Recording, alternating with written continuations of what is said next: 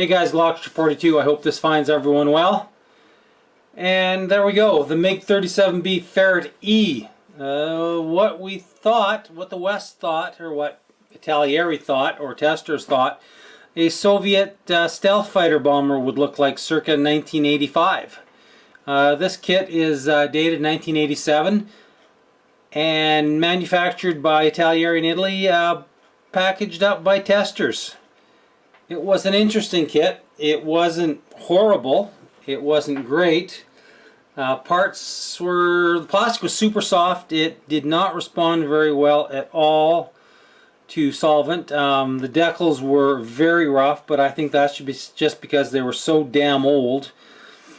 And yeah, the kit was a mix of raised panel line and recessed panel line, and like I say, it was a simple put together, but it took me almost 2 years to get it done. Let's get a look-see at how it turned out.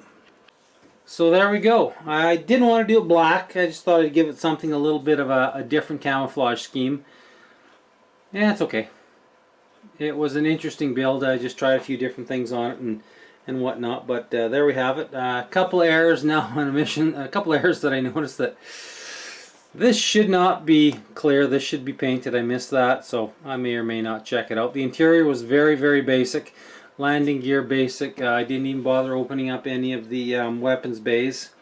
It's a mixture of raised panel lines and recessed panel lines. There were raised panel lines across here and across here and over here and over here. So I rescribed a few of them. I rescribed these ones on here and these, and they get a little deep, a little trench-like, but I'm thinking these are forward ailerons or whatever.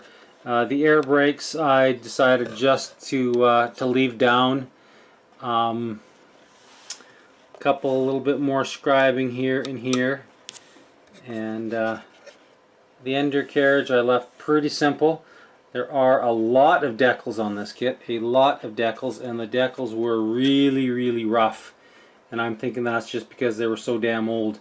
The plastic did not respond to any of the solvents that I used, and I see here in the last 2 weeks since I've done, this seam is opened up, and I tried to run a little bit of Tamiya Superfine into it, and it's kind of kept it going. It's a goofy looking kit, kind of looks like a platypus to me, probably closer to what the Americans put out than what the Soviets did. Landing gear is fairly nice and robust. The landing gear is nicely detailed, goes together well. All of these are the front landing gear bay is actually one piece, so you have to cut them.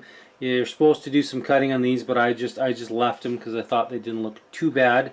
Like I said, there is a buttload of decals. The decal sheet is huge, and I bet you back in the day the decals would have probably been friggin' awesome, but most of the glue turned yellow and turned pulpy and gooey and kind of nasty looking in the water, and I had to clean them off, and lots of decal set solution. But I see here in the last couple weeks some of them have started to silver and actually lift off.